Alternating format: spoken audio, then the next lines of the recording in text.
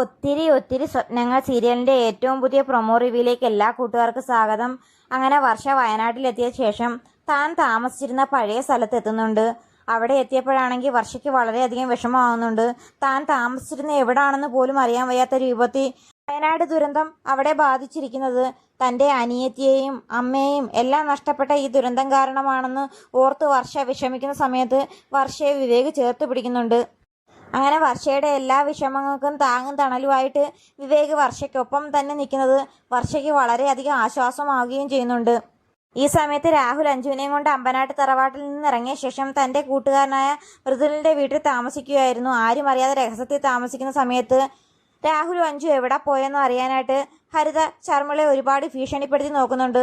അവസാനം തൻ്റെ മോളായ ശിവനന്ദയെ കൊല്ലുമെന്ന് ഭീഷണിപ്പെടുത്തിയപ്പം ശർമ്മള എവിടാണെന്ന് കണ്ടുപിടിക്കാനായിട്ട് രാഹുലിനെ വിളിക്കുന്നുണ്ട്. അങ്ങനെ രാഹുൽ ശർമ്മള വിളിക്കുമ്പം താൻ എവിടാ താമസിക്കുന്നതെന്ന് എല്ലാ സത്യങ്ങളും ശർമ്മളയോട് പറയുന്നുണ്ട്. ഇങ്ങനെ ഫോൺ ചെയ്യുന്ന സമയത്താണെങ്കിൽ ഫോണിൻ്റെ സ്പീക്കർ ഓൺ ആയതുകൊണ്ട് തന്നെ ഹരിത എല്ലാ കാര്യങ്ങളും അറിയുന്നുണ്ട്. ആ സമയത്ത് ഹരിത വിചാരിക്കുന്നുണ്ട്, രാഹുൽ എന്നും എൻ്റെ സ്വന്തമാണ്. അങ്ങനെ രാഹുലിനെ വേറെ ആർക്കും വിട്ടുകൊടുക്കാൻ ഞാൻ സമ്മതിക്കില്ല.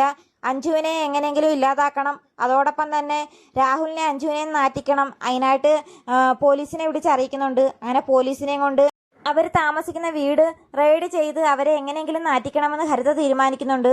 അതിനായി പോലീസിനെ അറിയിക്കുന്നുണ്ട്. അങ്ങനെ ഹരിത പോലീസിനെയും കൂട്ടി രാഹുലും അഞ്ജുവും താമസിക്കുന്ന വീട്ടിലെത്തുന്നുണ്ട്. അങ്ങനെ രാഹുലും അഞ്ജുവിനോടും പോലീസ് ചോദിക്കുകയും ചെയ്യുന്നുണ്ട്, നിങ്ങൾ ഈ വീട്ടിൽ എന്തിനു വന്ന് എന്ന് ചോദിക്കുന്ന സമയത്ത് രാഹുൽ പറയുന്നുണ്ട്, ഇത് ഞാൻ താലി കെട്ടിയ എൻ്റെ ഭാര്യയാണ്, ഞാൻ കെട്ടിയ താലിയാണ് ഇവളുടെ കഴുത്തിൽ കിടക്കുന്നതെന്ന് പറഞ്ഞ് താലിയൊക്കെ എടുത്ത് കാണിക്കുന്നുണ്ട്. അന്നേരം പോലീസ് ചോദിക്കുന്നുണ്ട്, അതിന് വല്ല തെളിവും ഉണ്ടോ എന്ന് ചോദിക്കുന്നുണ്ട്. അതോടൊപ്പം തന്നെ അവരുടെ വീഡിയോയും പോലീസുകാരെടുക്കുന്നുണ്ട്. ഇത് കണ്ട് അഞ്ജുവിന് വളരെയധികം വിഷമമാവുന്നുണ്ട്. അഞ്ജു ഇത്രയും ദിവസം വിചാരിച്ചിരുന്നത് എങ്ങനെയെങ്കിലും വർഷയും വിവേകും വയനാട്ടിൽ നിന്ന് തിരിച്ചു വരുമ്പം വർഷയോടൊപ്പം വയനാട്ടിൽ പോയ മട്ടിന് എങ്ങനെയെങ്കിലും ഡാൻസി വില്ലയിലെത്തി അവിടെ തന്നെ താമസിക്കാം. പിന്നീട് എങ്ങനെയെങ്കിലും രാഹുലുമൊത്ത് ഒരുമിച്ച് ജീവിക്കാൻ സാഹചര്യം ഉണ്ടാകുമ്പോൾ രാഹുലിനോടൊപ്പം പോകാമെന്നാണ് അഞ്ജു വിചാരിച്ചിരുന്നത്.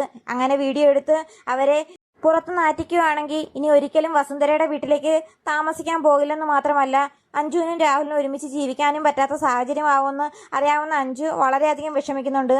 എന്നാൽ അഞ്ജുവിന് തണലായിട്ട് രാഹുൽ ഉണ്ടെങ്കിലും എന്തു ചെയ്യണമെന്ന് അറിയാൻ വയ്യാത്ത ധർമ്മസങ്കടത്തിലാണ് അവർ നിൽക്കുന്നത്. ഈ സമയമാണെങ്കിൽ വർഷയ്ക്ക് വിവേകിനോടുള്ള എല്ലാ പിണക്കവും മറന്ന് വർഷ വിവേകിനെ കൂടുതൽ മനസ്സിലാക്കുന്നുണ്ട്. അങ്ങനെ വയനാട്ടിൽ നിന്ന് തിരിച്ചു പോകുന്ന സമയത്ത് വർഷ വിവേകിനോടൊപ്പം കാറിൻ്റെ ഫ്രണ്ട് സീറ്റിൽ തന്നെ ഇരിക്കുന്നുണ്ട്. അങ്ങനെ ഇരുവരും സന്തോഷത്തോടെയാണ് വയനാട്ടിൽ നിന്ന് തിരിച്ചു വരുന്നത്. ഈ സമയത്ത് അഞ്ജുവിൻ്റെയും രാഹുലിൻ്റെയും വാർത്ത അറിയുമ്പോൾ എന്തായാലും വർഷയ്ക്ക് വിഷമമാകാതിരിക്കില്ല. ഇത് എങ്ങനെ അവർ ഒത്തുതീർപ്പാക്കുമെന്ന് കാത്തിരുന്ന് തന്നെ കാണാം. അപ്പം വീഡിയോ ഇഷ്ടമായ ചാനൽ സബ്സ്ക്രൈബ് ചെയ്യാനും സപ്പോർട്ട് ചെയ്യാനും മറക്കല്ലേ കൂട്ടുകാരെ.